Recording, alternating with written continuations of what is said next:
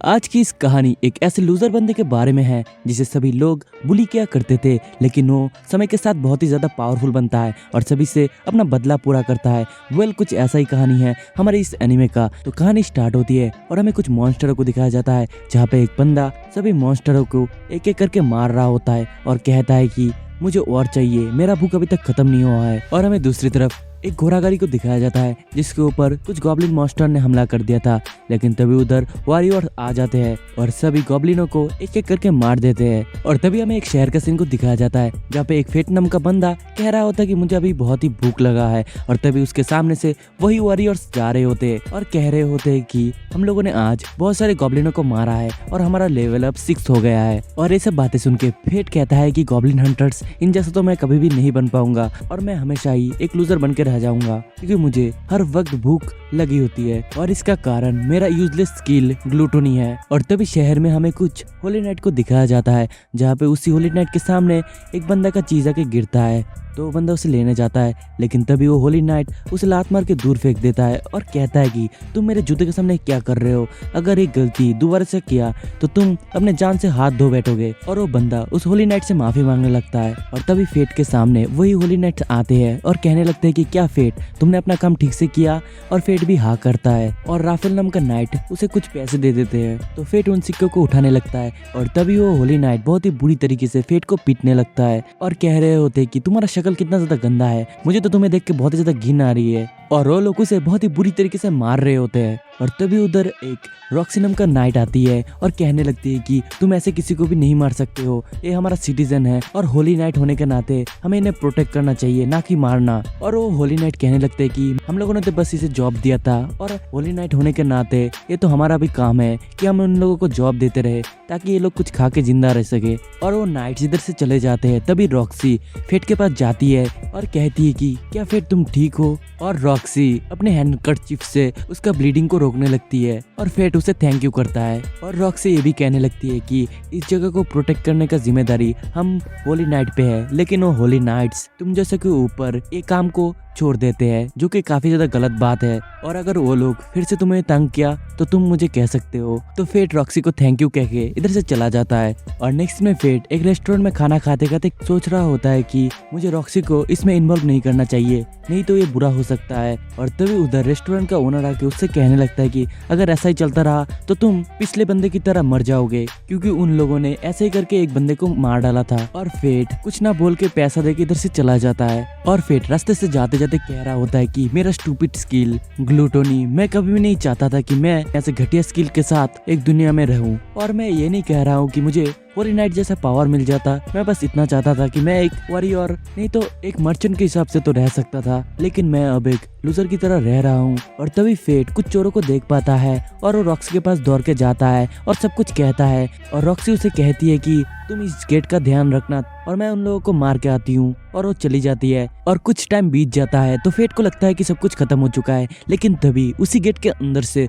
वो चोर दौड़ के आ रहा होता है और इसे देख के फेट भागने की कोशिश करता है, लेकिन तभी उसे याद आता है कि रॉक्सी ने उसके ऊपर बिलीव कर इधर रहने के लिए कहा था। और तभी फेट को बहुत ही ज्यादा कॉन्फिडेंस आ जाता है और वो सोचता है कि वो उसे मार देगा, क्योंकि वो चोर भी पहले से ही थोड़ा इंजर्ड था। और वो अपने भाले को उस चोर के अंदर घुसा देता है और वो चोर उधर ही मर जाता है। और तभी फेट की बॉडी में कुछ होने लगता है और कुछ आवाज आता है, ग्लूटोनी स्किल एक्टिवेट हो चुका है और उसी के साथ स्किल आइडेंटिटी और टेलीपैथी भी ऐड हो चुका है। और फेट कुछ भी समझ नहीं पा रहा होता है। तभी उसके सामने रॉक्सी आ जाती है और उसे पकड़ के कहने लगती है कि क्या फेट तुम ठीक हो, तुम्हें कुछ हुआ तो नहीं। और फेट कहता है कि मुझे कुछ नहीं हुआ है। और इसे सुन के रॉक्सी कहती है कि अच्छा है, और वो मन में सोचती है कि अच्छा हुआ, इसे कुछ भी नहीं हुआ। और ये सब रॉक्सी के मन के बातें फेट आराम से सुन पा रहा होता है और फेट कुछ भी समझ नहीं पाता। और तभी रॉक्सी कहने लगती है कि हमें इसके बारे में सुपीरियर्स को बताना होगा, तो फेट मना कर देता है और वो कहता है कि अगर सर राफेल को इसके बारे में पता चल गया कि इसको मैंने मारा है तो प्रॉब्लम क्रिएट हो सकता है, तो मिस रॉक्सी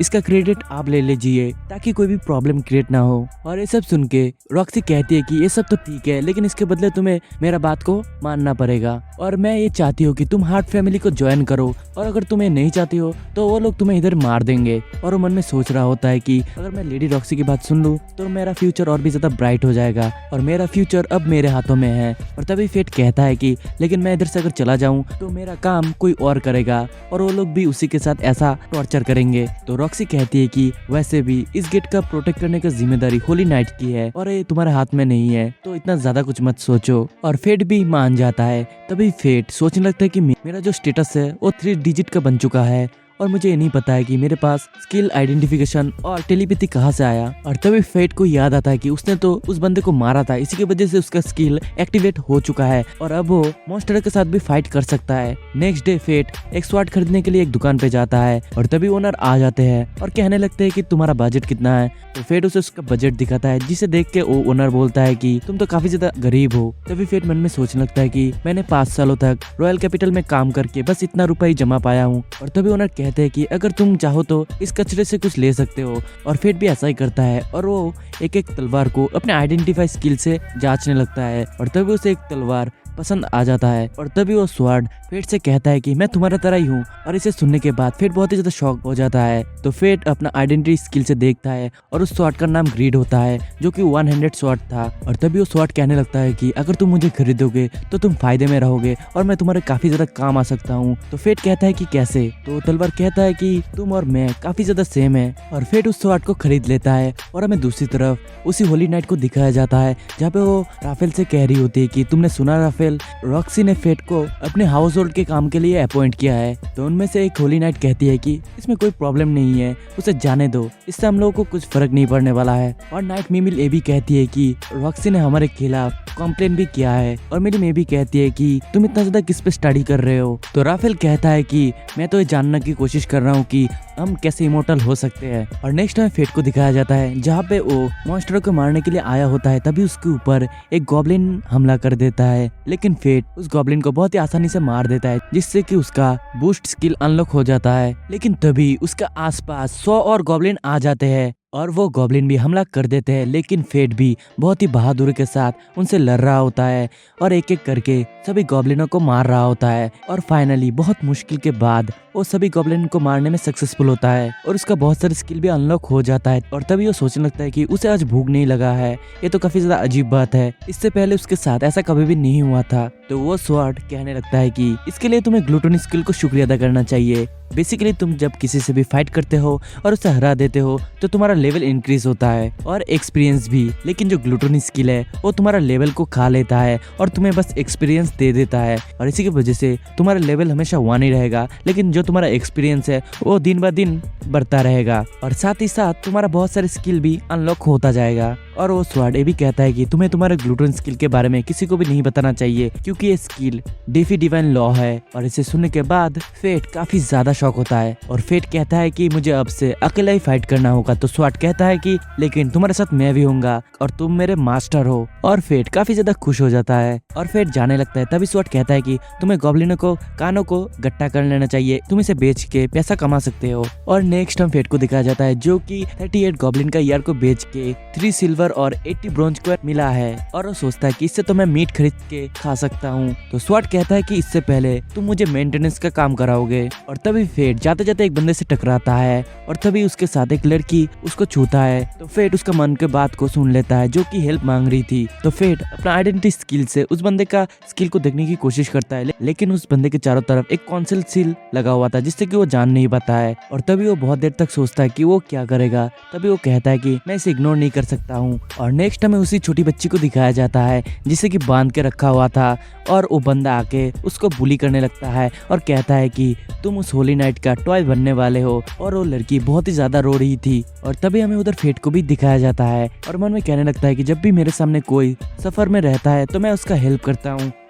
और नेक्स्ट एक चर्च में एक नान कह रही होती है कि होली लाप्लेस ने हमारे इस दुनिया को बनाया था और जब वो इधर से जा रहे थे तभी उसने सभी को कुछ कुछ स्पेशल पावर दिए थे, जिन्हें आज स्किल बोला जाता है। और तभी उनमें से एक बच्चा खाना नहीं खा रहा होता है और कह रहा होता है कि होली लाप्लेस ने ये ठीक नहीं किया, वो तो होली नाइट्स और वॉरियर्स को स्पेशल पावर गिफ्ट किया था, लेकिन मुझे कुछ नहीं किया और मैं इतना ज्यादा कमजोर हूँ। तभी वो नान कहती है कि पुराने दिनों में होली लाप्लेस इस वर्ल्ड को प्रोटेक्ट करते थे और तब कोई भी ऊंचा और नीचा नहीं था, सभी एक समान थे। और वो बच्चा कहता है कि काश मैं उन दिनों में बॉर्न होता। और तभी एक नन घबराते हुए आती है और कहने लगती है कि मैंने उसे सारा टाउन में ढूंढा लेकिन मुझे नहीं मिली। असल में वो लोग सहारे की बात कर रहे थे और हमें सहारा को दिखाया जाता है जो कि रो रही होती है। और तभी उसके सामने फेट आता है और कहता है कि तुम्हें कुछ नहीं होगा, मैं आ चुका हूँ। और फेट कहता है कि जल्दी चलो, यही टाइम है हमारा इधर से जाने का।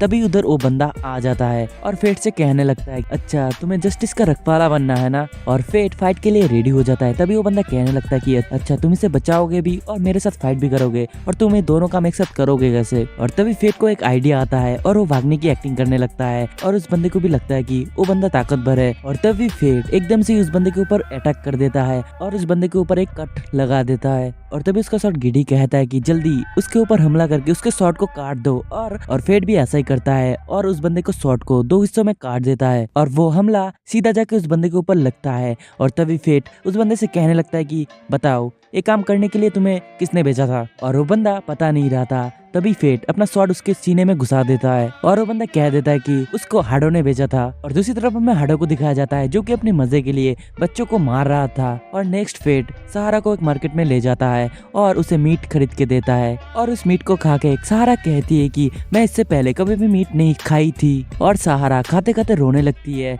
और तभी फेट उसका मीट भी उसे दे देता है और सहारा भी मान जाती है। नेक्स्ट फेट सहारा को चर्च में ले आता है और तभी सहारा उसे थैंक यू करती है। इसे सुनने के बाद फेट कहता है कि इससे पहले मेरे को कोई ने भी थैंक यू नहीं बोला था क्योंकि मेरे पास एक यूजलेस स्किल था। इसे सुनने के बाद सहारा कहती है कि तुम्हारे पास भी क्या स्किल है। तो फेट कहता है कि हाँ, भूख लगने का स्किल, जो कि काफी ज्यादा बेकार है। और फेट सहारा के सामने जाके कहने लगता है कि सहारा सिचुएशन चाहे कितना भी खराब हो जाए, अगर तुम स्माइल करोगे और हैप्पीनेस को ढूंढने का कोशिश करोगे तो तुम्हें हैप्पीनेस मिल जाएगा। और ये बात असल में फेट की डैड ने फेट को बोला था, वो भी फेट के बचपन में। पहले तो फेट को इस बात का कुछ भी समझ नहीं आया था, लेकिन जब वो बड़ा हो गया तब वो इस बात को समझ पाया कि उसके डैड उसे क्या बोलना चाहते थे। और तभी फेट देख पाता है कि उसका 1 हैंडेड स्वॉर्ड स्किल अनलॉक हो चुका है और ग्रीडी फेट को कांग्रेचुलेट करता है उसका फर्स्ट स्किल अनलॉक होने के लिए। और ग्रीडी ये भी कहता है कि टेक्निकल स्किल के जरिए तुम स्पेशल टेक्निक को भी अनलॉक कर सकते हो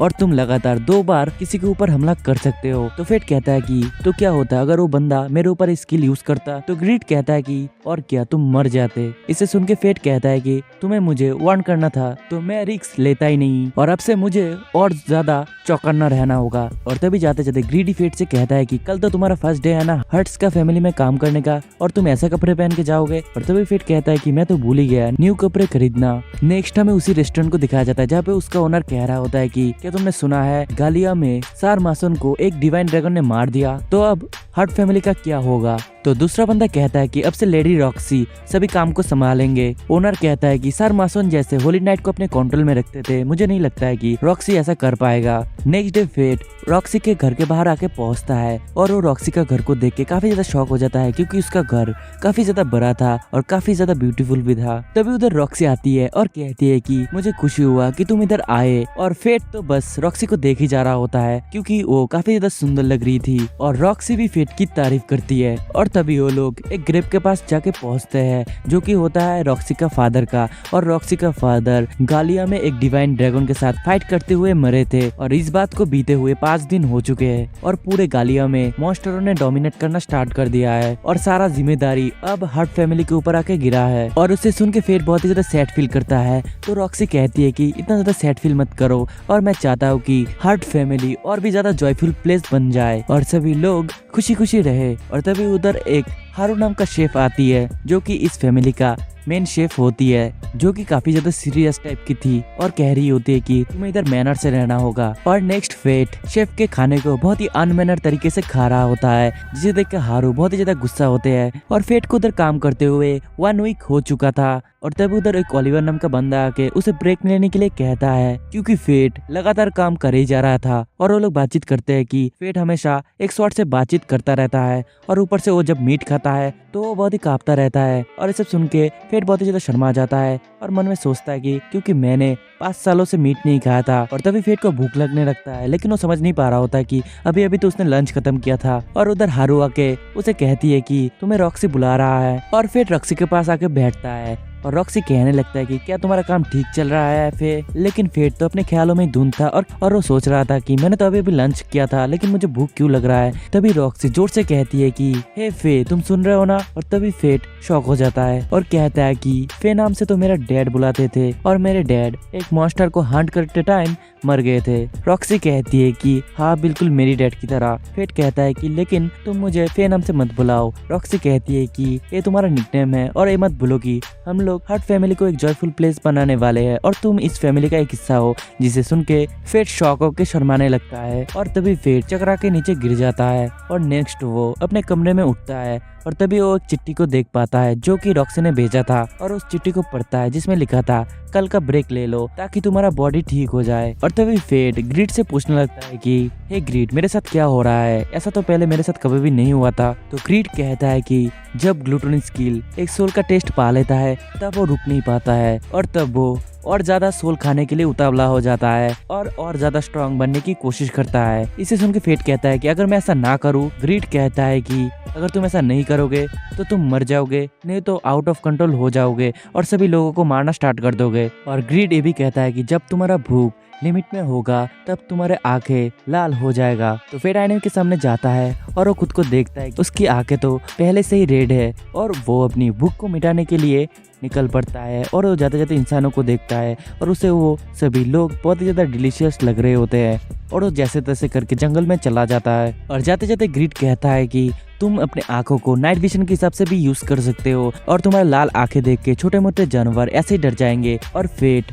जाके बहुत सारे गॉब्लिनों को मार देता है, लेकिन इससे उसका भूख नहीं मिटता है और वो कहता है कि मुझे और चाहिए। और वो हब गॉब्लिन के फॉरेस्ट में चला जाता है और वो जाके बहुत सारे गॉब्लिनों को एक एक करके मार देता है और फाइनली उसका भूख खत्म हो जाता है। लेकिन तभी उधर एक बहुत ही बड़ा गॉब्लिन किंग आ जाता है और इसे देख के फेट अपना मैजिक आई से उसका स्किल को जानता है जो कि होता है हेल्थ रीजेनरेशन। और फेट कहने लगता है कि ये स्किल तो मुझे चाहिए ताकि मैं फाइट के टाइम खुद को रीजेनरेट कर पाऊं। और तभी फेट चुप चुप के जाके उस गॉब्लिन किंग के ऊपर एक बहुत ही खतरनाक हमला कर देता है, लेकिन इससे उस गॉब्लिन का कुछ नहीं होता है और वो गॉब्लिन का किंग एक बहुत ही जोरदार हमला फेट के ऊपर कर देता है और फेट भी उसे डॉच कर लेता है और उन दोनों के बीच फाइट स्टार्ट हो जाता है। और फेट को उस गॉब्लिन किंग से लड़ते हुए बहुत ही मुश्किल हो रहा था, लेकिन फेट जैसे तैसे करके उस गॉब्लिन किंग के सिर में शॉट मार के उसे मार देता है और फाइनली हेल्थ रीजेनरेशन का स्किल उसे मिल जाता है। और ग्रीड कहने लगता है कि तुम्हारा सारे स्टेट्स से मैं अब फर्स्ट लेवल का बन जाऊंगा,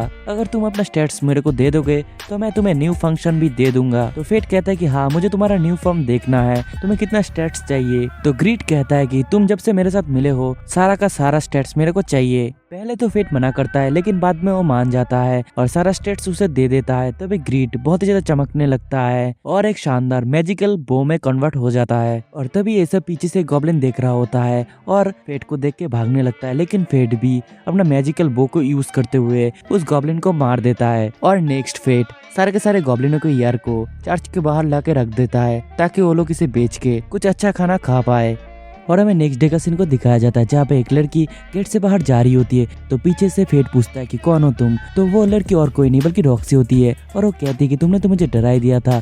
इसे देख के फेट पूछता है कि तुम ऐसा कपड़े क्यों पहनी हो। तो रॉक्सी फेट के कानों में आके कहती है कि मैं एक सीक्रेट इंस्पेक्शन करने के लिए टाउन में जा रहा हूँ, इसलिए मैं ऐसे ड्रेस पहनी हूँ ताकि मुझे कोई भी पहचान ना ले। और रॉक्सी ये भी कहती है कि किसी को इस बारे में पता नहीं चलना चाहिए, नहीं तो हारू बहुत ही ज्यादा गुस्सा करेंगी। और तभी रॉक्सी फेट से एक साथ जाने के लिए कहता है ताकि उसके ऊपर कोई भी शक न करे। नेक्स्ट वो लोग टाउन में पहुंच जाते हैं। तभी फेट रॉक्सी को बुलाता है तो रॉक्सी आके कहने लगती है कि तुम मेरे नाम से मत बुलाओ, नहीं तो सभी लोग मेरे को पहचान जाएंगे। और रॉक्सी कहती है कि तुम मुझे लेक्सी बोल के बुलाओ ताकि किसी को शक ना हो। और फेट अपने स्वॉर्ड से बातचीत करने लगता है और उसका स्वॉर्ड कुछ उल्टा सीधा बोलने लगता है।